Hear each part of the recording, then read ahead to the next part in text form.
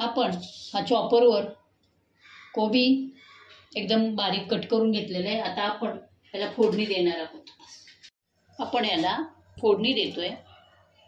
फोडणीमध्ये राई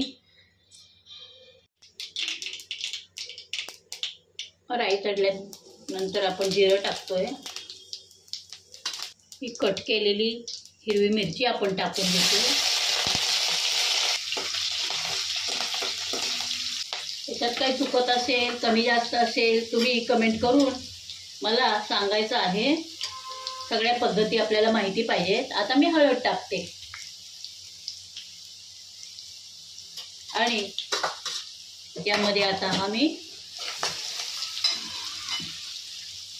स्वच्छ धुवून कट केलेला कोबी टाकत आहे। हा हलवून घेऊन आता आपण भिजवलेली मुगाची डाळ टाकत आहे। मी मुगाची डाळ मगाशी सांगितली नाही तुम्हाला, पण मी भिजत ठेवलेली। मुगाची डाळ मी थोडीशीच घेतलेली आणि हा कोबी होत आल्यानंतर ह्या जाडसर शेंगदाण्याचं कूट टाकायचं। आता मी हे मीठ सैंधव मीठ टाकत आहे चवीप्रमाणे।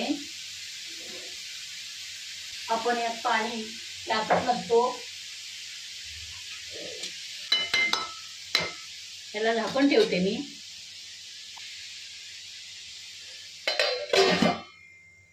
आता आपण याचं झाकण काढतोय।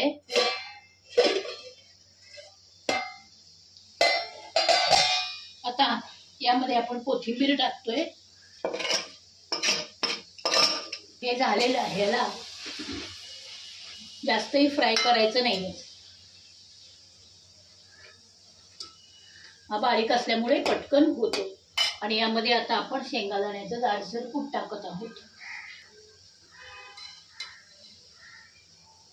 हे दाताखाली आल्यावर चांगलं वाटतं। तर ही आपली झालेली आहे। चौरसारमधील आपली कोबीची भाजी तयार आहे। तर याला लाईक करा, सबस्क्राईब करा आणि बेल आयकॉन बटन प्रेस करा। थँक्यू।